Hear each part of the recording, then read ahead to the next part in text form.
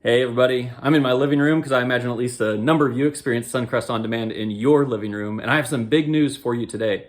We have 2 weeks left of this one at a time series, but the series that comes after that, starting the first weekend of October, is going to be unique in that we are shifting gears to do something different online than we're doing in person. Let me describe both of those to you.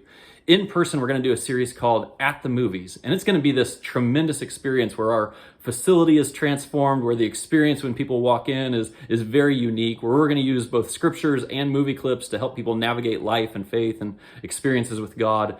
I can't wait for what's going to happen in person for those 3 weeks. And maybe for you, if you've been a regular online, this is the perfect occasion to check us out in person, maybe for the first time, or to come back if you've been at Suncrest before. We would be absolutely thrilled to have you join us in person. It's going to be such a unique experience.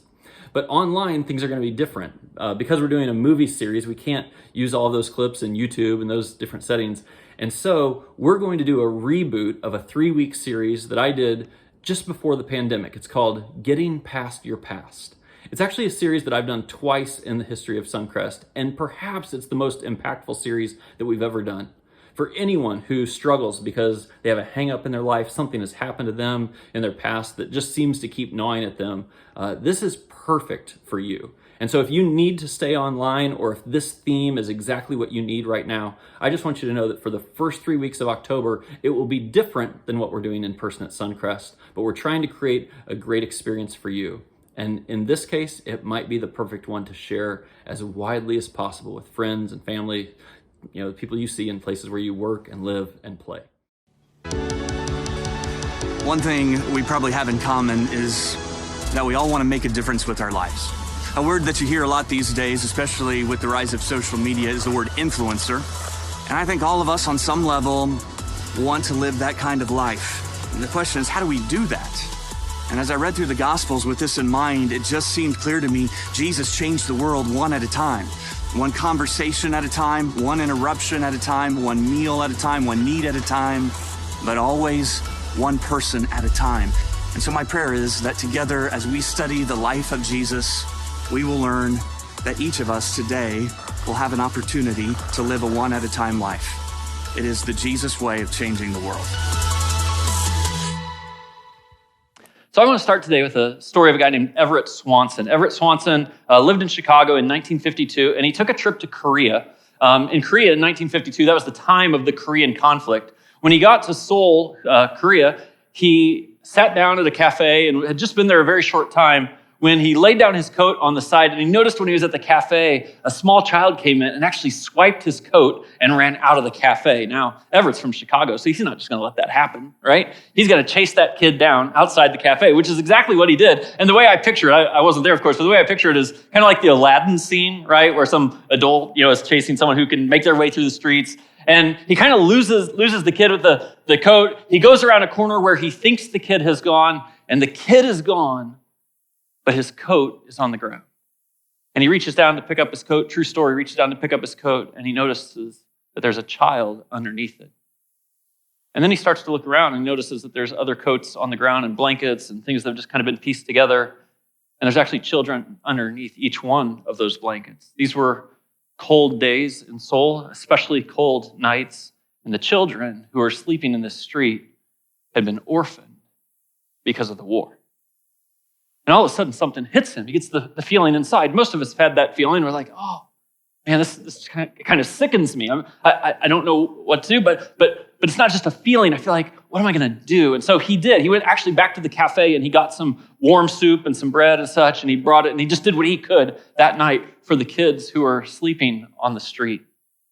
And he went to his hotel that night, got up early the next morning, couldn't help himself but to go back to that spot. And literally while he was there the next morning, he saw soldiers come along, and they would try to shake each one of the children, but not all the children had survived the night. And so the soldiers would take the children who had passed and put them in the truck and take them away. And then the next night was the same thing, and the next night was the same thing. And Everett Swanson tells the story that he was flying home from Korea, and the plane was kind of loud. This is 1952, and it's kind of a droning sound in the plane, and he was feeling this thing in his gut. But he he said, it almost sounded like the plane was saying to me, so what are you going to do? So what are you going to do? I know how you feel. What are you going to do? What are you going to do? It's almost like the voice of God in my life. What are you going to do? And so he got back to Chicago, and he didn't know what to do other than start telling that story to a few people. And he sat down with a friend who was a businessman in his office, and he told the man that story. And the man opened his center desk drawer, and he pulled out a check that was already made out for $1,000, which is a lot of money now. It was especially a lot of money then.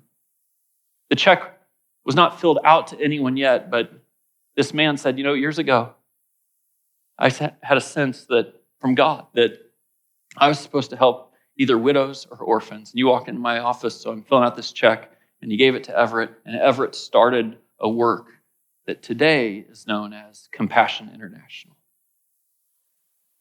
Now, the reason I tell you that story is because I want us to appreciate the distinction between feeling like I should do something and doing something. And I also want us to appreciate that the way even large movements start is one at a time. You might look at Compassion International's day and you'd say, these days they impact over 2 million children across the globe through child sponsorship. But listen to this. It doesn't start with a crowd. In fact, what Compassion has done is maintained a model so that it's not just a check and not just a crowd, but Compassion International does child sponsorship so that every child is connected to a person one at a time. A lot of you here, because we've pushed this at different times at Suncrest, sponsor Compassion children. This is Tyree. This is my sponsored child. And I write back and forth to Tyree, and we send $38 a month to provide for her. And one time I got to sit with some leaders from Compassion, and I said, hey, what's actually more important, the cash or the correspondence? And they said, those are equally important. I mean, the cash matters. It helps feed her and clothe her and give her good nutrition and give her education. But the correspondence matters because it's a relationship where someone loves her. And I think with all of that in mind, that the name of that organization, Compassion International, I want to zero in on the word compassion during the last week of this series. Now, when we use the word compassion, there's actually a Bible word that we get the word compassion from. The New Testament is written in the Greek language, and a Greek word for it that we translate compassion is the word splankna. Splankna. Now, I love words that actually kind of have a sound to them that also represents what they are. Like, isn't the word zoom just a great word? Like not the zoom that you do on your computer screens, but like a car zooms. Like you can hear it in the word. I always like the word. We peppered someone with questions. Like peppered, like the sound. And splankna is kind of the same idea. Splankna is a Greek word, and it has a guttural sound to it. So it's like splankna. Right? So I want you all to say this word out loud with me. I shouldn't be the only one having all the fun up here, right? So just say this word with me. Splankna. Yeah, only like 3 of you use the guttural sound. So now we're going to go for it. And it might be uncomfortable because you might have to keep that in the back of your throat for the rest of the message here. It's okay. Let's all say it with the guttural sound. Like, let's feel the word. Splankna. Right. Now, the word splankna is the word in the Greek language that gets translated compassion or pity. We're actually going to see a couple different ways that it's translated here, but its literal meaning is actually bowels. Your bowels, right? These days when we talk about feeling things, we tend to talk about feeling them in our heart, right? You might say to your loved one, your husband, your wife, your boyfriend, your girlfriend, I love you with all my heart. But your heart isn't actually the thing that feels things. If you actually stop and think about it, whenever you feel something, you almost always feel it in your gut, don't you? I mean, it could be a great feeling. It could be a horrible feeling. It could be a feeling of love. So, I mean, pro tip, guys. I'd say tonight before you go to bed, you just tell your wife, I love you with all my bowels. Just say it. I mean, I think it'll work. I think it'll work for you. It doesn't work for me. Hey, Thursdays aren't interactive. That's not what I'm going for here. Never tried it, actually, and it probably won't. Here's the idea, though. It moves you, right? It's a feeling, and it moves you. It does something inside of you. It has your attention. It might even be, if you're open to it, the idea that God is getting your attention, and you can feel compassion. That's splankna. But, interestingly, when Jesus came along, he took this word, which was fairly common in Greek literature, and he became the first person, as far as we can tell, to turn a noun into a verb. He took this construction of this word that is a noun, it is compassion, and said, no, it's an action. It's an action. And so the compassion of Jesus, if we could think about it this way, is a compassion that not only moves you, it moves you until you move. It's the piece that says, yeah, I felt that when I saw the kids in the street. Now, what am I going to do? Now, what am I going to do? And until I do something, it's actually not the action of compassion. And this is a massive difference in our world today, isn't it? Because so many times we can feel something. But if you don't feel something that moves you until it moves you, then what difference does it make? Actually, think about this. Perhaps in our world today, we feel compassion. We even think about causes more than we've ever thought. We think about justice and social justice and equity and inclusion, all those sorts of things, all of which are healthy things to think about.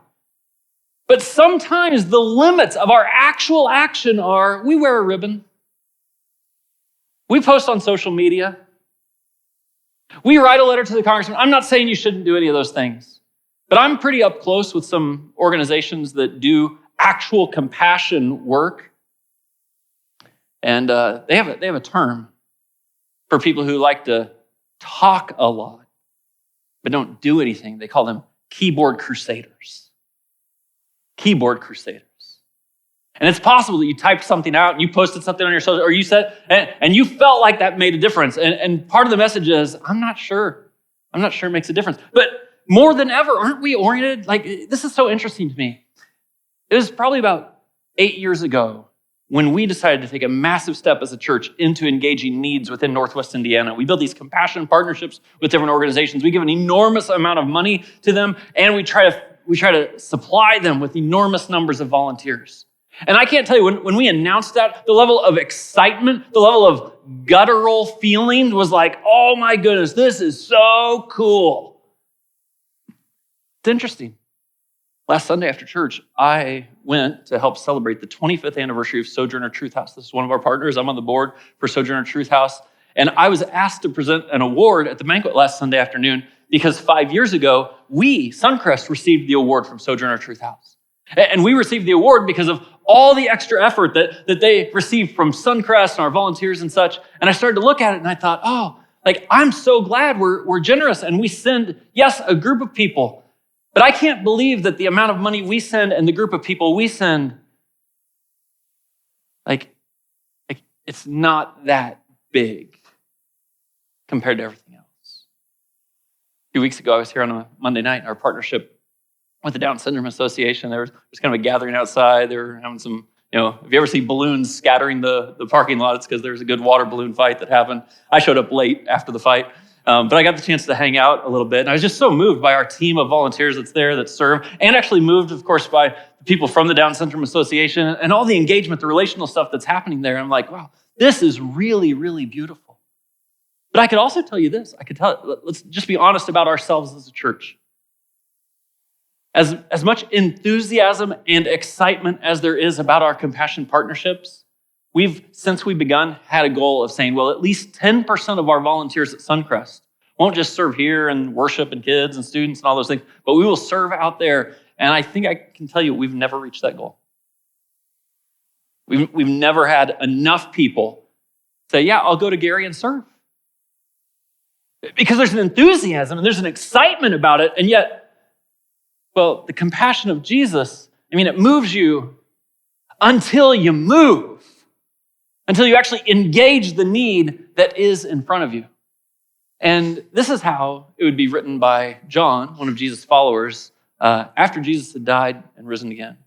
He says, this is how we know what love is. Jesus Christ laid down his life for us. That's what love is. He didn't think about it. He didn't just feel bad for us. He went to the cross and died for us. And we ought to lay down our lives for our brothers and sisters. If anyone has material possessions and sees a brother or sister in need, but has no splankna on them, then how can the love of God be in that person?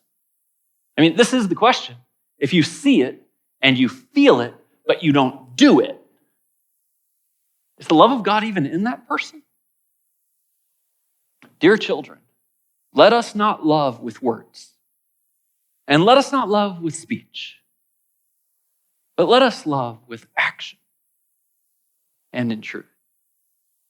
And this is so fascinating to me because all of us have people in our lives who are hard to love, right? I mean, let's just do show of hands. Does anyone in this room have people in your lives who are hard to love? Anybody? Anybody?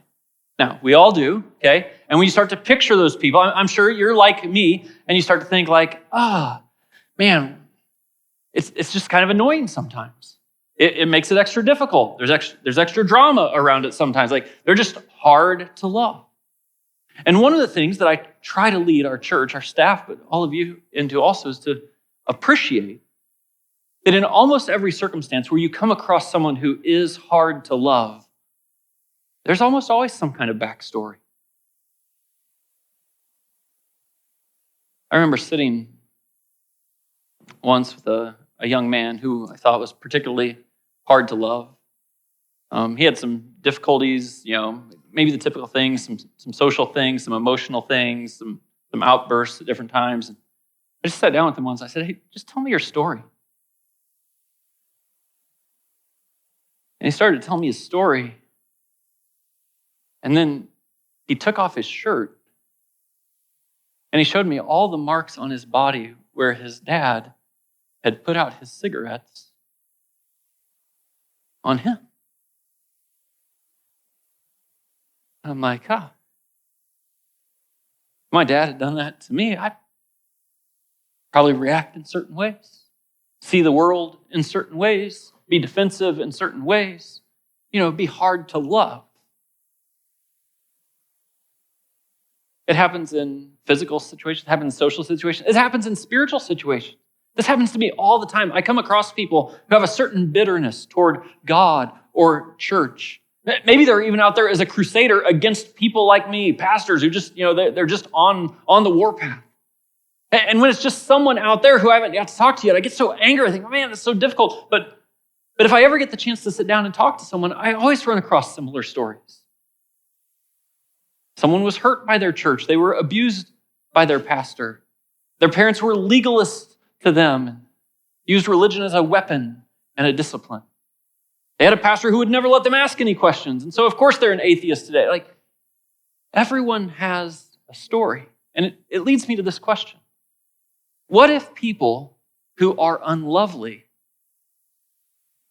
aren't unlovable as much as unloved? What if the people who are hard to love,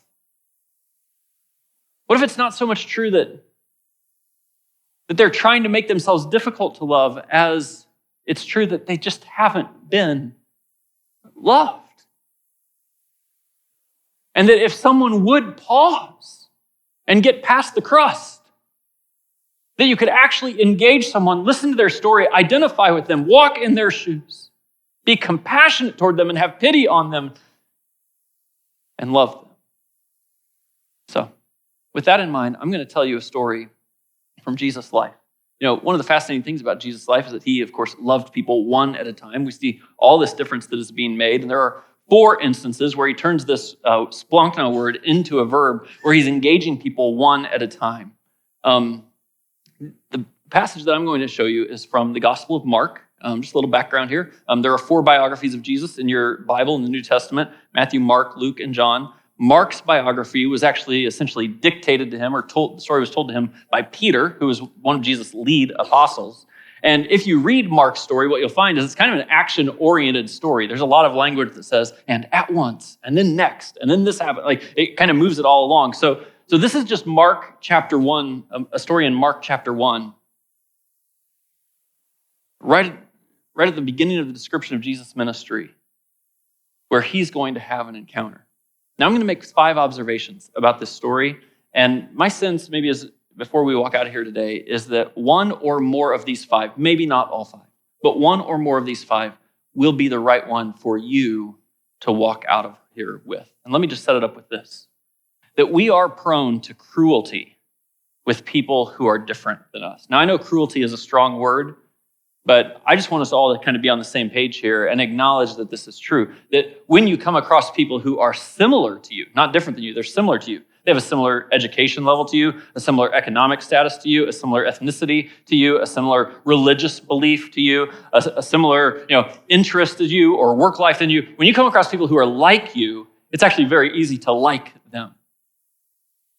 But the opposite is also true, and it doesn't make you evil, it just makes you human. And hopefully aware that when you come across someone who is different than you, while it might make you uncomfortable at first, these are exactly the moments to feel something and engage. Let me just use a couple of examples. I think politics is too easy of an example today. You drive down the road and you see someone, it's yard sign season again, right? You see someone who has a yard sign of a candidate that you think is an idiot. And what do you think about them? Well, they must be idiots too. And if someone's different than you, it kind of causes this gap, maybe even a little orientation to cruelty. You know where I see it? I'd love for all of us to change the world on this. I see it generationally. I see people who are maybe of a millennial or Gen Z generation having an orientation toward boomers that is just judgmental to start with. Like they start in a pit. There's a certain cruelty. You just start in judgment of them. And I know you have your reasons. I know. And flip it, the exact opposite is also true. That people who might be boomers look at a younger generation and they say certain things, they comment in certain ways, and it's almost like, well, you're not in their shoes. You're different than them, but the difference, just the difference is enough to create a gap, even a little bit of a cruelty towards someone. And this is so fascinating to me. Because when you see the exceptions to those rules, what you see is a relationship. I can tell you, I know a lot of Gen Z people who are very judgmental toward boomer people, except for their grandparents. Right? Except for because their grandparents are good people. They know them, they love them, they have a relationship with them, but it doesn't work otherwise. And the situation that Jesus steps into here is, of course, with someone different than him. Very different in this case. A man with leprosy came to Jesus and begged him on your knees. If you're willing, you can make me clean. Now, let's stop for a moment and acknowledge the leprosy thing. I don't know if you know anyone with leprosy. Chances are you don't. Even the leprosy that does continue to exist in the world today is not as bad as the leprosy that was in Jesus' day. Leprosy was extraordinarily contagious. It was so contagious that it could actually get stuck like in the plaster of walls and then be passed in that way, or with leather, elements and get passed that way. It was extremely contagious. I'm going to tell you something. I know none of us have lived in a world over the last few years where people might have something contagious and it caused us to separate from each other. I know that hasn't happened at all. But there's actually a rabbinic law that when there was a leper, the rule was you are supposed to stay 4 cubits away from that leper. Do you know how long 4 cubits is? How long a cubit is? 18 inches, 4 cubits is 6 feet. And this is so interesting to me because Jesus is stepping into a situation here with some risk, of course, and the leper comes right up to him, and it's a little bit uncomfortable, and it's almost, I'm picturing Peter dictating this story to Mark, and Peter was there, and it's almost like if you could see this in slow motion, where this leper's coming up to Jesus, and Peter knows he's like, Jesus is going to touch him. Peter might be like, no! That's just the nature of this. There are certain barriers that get set up for compassion. And one of the barriers, number 2, is labeling those who are sick as sinners. Now, you've heard me describe this from the scriptures before, and so it's easy to kind of set it in the setting 2,000 years ago. Man born blind. The question becomes, well, who sinned? Was it he or his parents? And we all look at that. I'm sure that we all look at that and we're like, oh man, that's extra cruel. That is extra cruel if you come to someone who has a disability and you label it as their responsibility. They're not just sick, they're a sinner. But I don't think this is just a thing that happened 2,000 years ago. I think in the way that we experience the world today, When someone is down and out, when someone's in a difficult spot, it's very easy for those of us who are in a better spot to kind of rise up in a judgmental sort of way and look for a cause and effect mechanism that takes a look at the difficult situation we're in and just ascribe to them responsibility for being there. I mean, think about this. A generation ago, HIV/AIDS was a big deal, spreading across Africa. And there were a lot of Christians, there were a lot of pastors who basically took a posture toward that and said, well, if you're sexually immoral, you're doing drugs, you kind of deserve it. And I think that is nowhere close to the way that Jesus would react to that situation. Maybe you see it, maybe I do it. Driving down the road and you see someone on the side of the road, and you think, well, they probably made bad choices. We just assign whatever situation they're in to their responsibility, which of course causes us to escape responsibility and takes that feeling of compassion and just soothes it so that we don't have to do anything. What Jesus is teaching us here is that when someone is in a difficult, ugly, broken situation, instead of taking the role of judge and saying, well, did they deserve it? What's the cause that got them there and the effect where they are? What if instead you looked at them just where they are and you imagined yourself as an agent of the love of God in their life to take someone wherever they are, because by the grace of God, I'm not there today and you're not there today, and just say, you know what, let's just accept them where they are and bring compassion, not a feeling, but what do we do? So this guy comes up, he's a leper. There's kind of these warnings all around Jesus, don't touch him. And then this is what the scripture says. Jesus was indignant. This is splachna. Now, the word indignant, you may not associate with compassion. You may not associate it with pity, but these are all the same concept, actually. Jesus felt something. He felt people trying to keep him from helping in a very difficult situation. And have you ever been so indignant about something, you're like, I'm going to do something about it. I'm going to do something about it. The feeling of indignant is actually an action-oriented word, and Jesus was action-oriented. He reached out his hand and he touched the man. I am willing, he said, be clean. And immediately the leprosy left him and he was cleansed.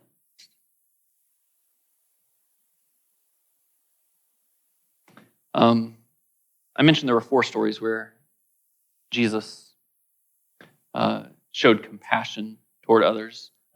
This is one of the stories. There's another story where Jesus is encountering 2 men who are blind. There's a story where there's a father who has a son who's literally struggling with spiritual possession or being demonized. And there's a story where a widow has, of course, not only lost her husband, that's why she's a widow, but also lost her son. And in each one of these situations, one by one by one, Jesus reaches in and he touches them. And this is just an observation. My observation is that touching someone is contagious in the best ways possible. I mean, if you and I'm just trying to be honest tonight. This is a message for myself as much as it is for any of you, but if we're just being honest, I can pretty quickly acknowledge that one of the reasons I avoid getting involved in messy situations with messy people is because I'm afraid it's contagious. That if I step into your mess, I'll get messy. And then I'm afraid that the uncleanness, or however you want to describe it, is going to rub off on me. But what Jesus is saying here is he's saying, no, what's contagious is compassion. That for someone who has been an outcast and been on the side and been unlovable, until someone reaches out to them with compassion and touches them, that's the direction of contagiousness. And I just want us to really, really think about that. I'll tell you a short story here. Some of you know that we do a lot of work with helping start new churches and a lot of compassion work in the country of Liberia, Africa. It's a very impoverished country. We've been going there for many, many years. And many years ago, I went on a trip with my family, son and my daughter and my wife, and we spent a few weeks there. And we wanted to do more than just go in and come out. We were there for almost a month. And I wanted to have my kids have this experience. And my son, who's more compassionate than his father, had this idea to take balloons that you could blow up and then you could twist them, make animals. He's like, I think all the kids will love this. And so he did. He took the balloons and he blew a few up, and there's one or two, but then the kids start gathering. And then I have a package of balloons and I crack it open and some of the balloons fall out. And one of the Liberian kids puts it in his mouth and he can't figure out how to blow it up, and then he hands it to me. You're feeling what I'm feeling, right? I'm like, maybe I'll just go get a new balloon. But he was looking at me. And I thought, I should just blow this one up. And I blew it up, and he jumped on me, and he wanted me to twist this. And then the moment that my son did that, and then I did that, I'm telling you, this is contagious. Like, other people started blowing up balloons, and then there was this joy in the village, and then this young man, like, it's almost, trust me, I'm not saying that my compassion was contagious to him.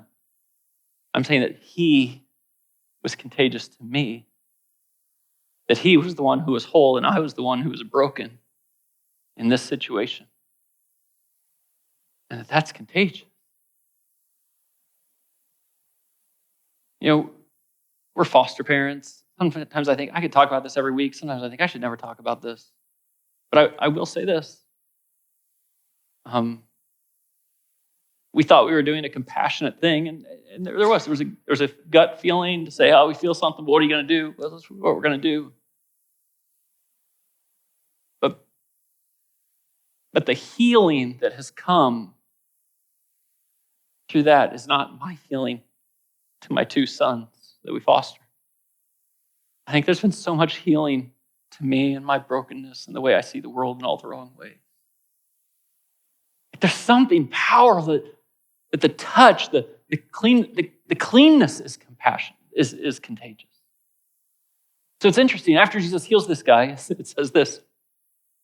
Jesus sent him away at once with a strong warning. This couldn't be more clear. Jesus healed this guy, doesn't have leprosy, strong warning. See that you don't tell this to anyone. See that you don't tell this to anyone. See that you don't tell this to anyone, okay? But go, show yourself to the priest and offer sacrifices that Moses commanded for cleansing as a testimony to them. Now that might seem odd to you, but this is just a very important ritual cleansing that means the man who had leprosy, who had been excluded from the community, had the chance to be re-included in the community. It's a beautiful thing. And it's a reminder to us that compassion is connection. That's what it is. Compassion is not just writing a check, and it's not just starting a program. True compassion, I think, in the way that a follower of Jesus would experience it, is actual connection.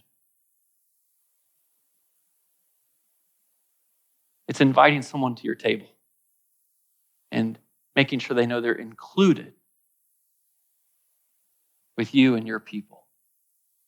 Now, I know the moment I say that out loud, you might think, Greg, what are you telling me? Are you telling me, like, I work downtown, am I supposed to pick up the homeless guy and bring him back for dinner at my house? Go for it if you want to. That's not actually, I don't think that. I think it's more likely it's something like this. There's someone at work that's unlovable. They're on the outside looking in. You go to lunch with a group of people that you are like. And what I'm saying is, include the unlovable person. That's what I'm saying. You're at school, and there's a lunch table, and there's people who are difficult to love. And you might even be making judgments about them. You don't even know their story. And what I'm saying is, compassion is in the connection. It's actually sitting across from someone, looking in the eye, listening to their story, trying to identify with what they've been through, and then potentially including them in your group of people, one at a time. So, imagine this guy did exactly what Jesus said? Nope. Almost all the time, people don't do what Jesus said. Instead, he went out and began to talk freely, spreading the news. Jesus had told him, don't spread the news. And as a result, Jesus could no longer enter a town openly, but stayed outside in lonely places. Well, look at that. The guy who tried to do the right thing, gave compassion, brought healing, touched a leper. You ever heard the phrase, no good deed goes unpunished? Yeah. Well, here's number 5. Compassion. Cost. I don't have a pain-free, mess-free pathway to compassion. Compassion always costs. And so none of us should have, if you're a follower of Jesus, none of us should have an orientation to our life that thinks, well, I'll be able to do this without any cost. I just want to be crystal clear. I'm asking every person in this room tonight to have an orientation in your life and an action in the next week, next window of time, that does something that will cost you. I think many times we go through this life and we lose the mission of Jesus because we are so focused on ourselves, and for those of us who are parents, on our nuclear family. And when I ask you, hey, do you sacrifice? You'd be like, yeah, I sacrifice for my kids all the time. Listen, of course you sacrifice for your kids. That's what parents do. But the sacrifice that Jesus calls us to is actually to invite someone who's hard to love into your circle and understand it'll quite potentially be a bumpy road for you. Do it anyway.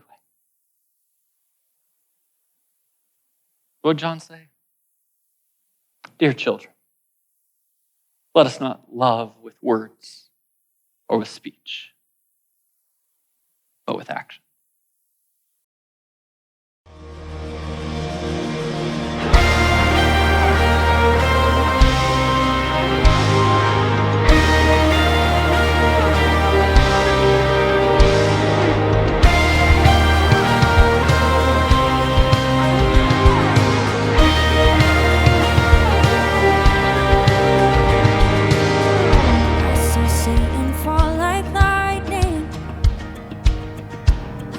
Darkness run for cover, but the miracle that I just can't get over, my name is registered in heaven. I believe in signs and wonders. I have resurrection power. Still the miracle that I just can't get over, my name is registered in heaven. Oh, my praise belongs to you forever. This is my testimony from death to life.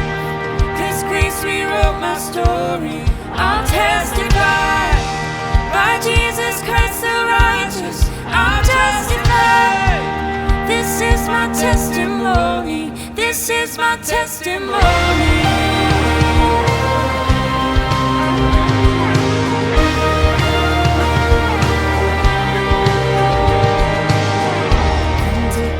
Sons and daughters,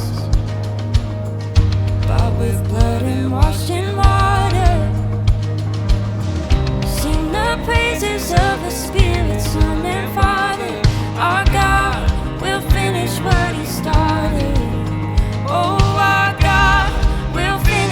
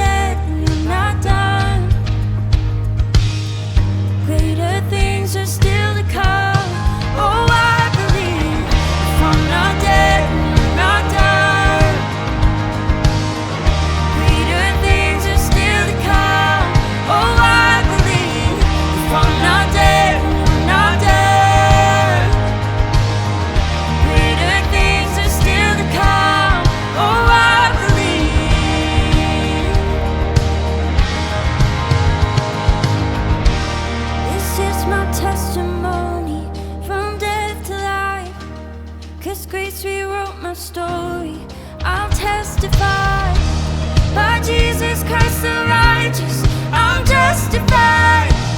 This is my testimony. Oh, I'm alive. This is my testimony. From death to life. 'Cause grace rewrote my story. I'll testify. By Jesus Christ the righteous, I'm justified. This is my testimony. This is my testimony.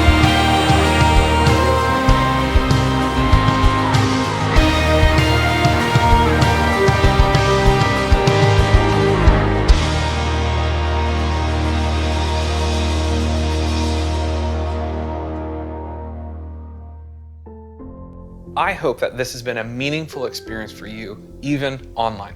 And I want you to know that every time that we get together, both online and in person, we include a time of communion. This is a moment for people who follow Jesus to look back on life and remember with gratitude all the amazing things that God has done, our need for God right now, and to look forward with hope, knowing that God is with us every step of the way. So now is the time to get some food and drink to represent Jesus' body and his blood that was broken and poured out for each and every one of us.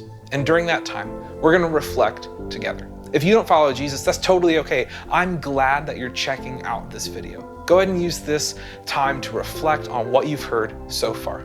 And with that, let's focus on the love of Jesus together.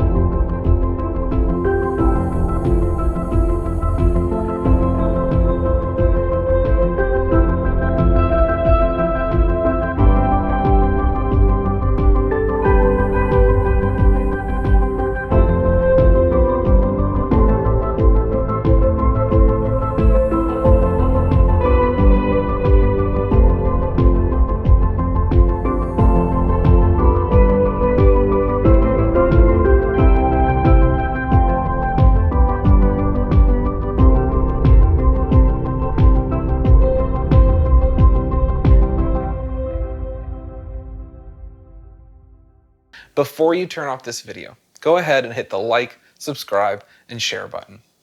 And I want you to know that this video, this isn't the church.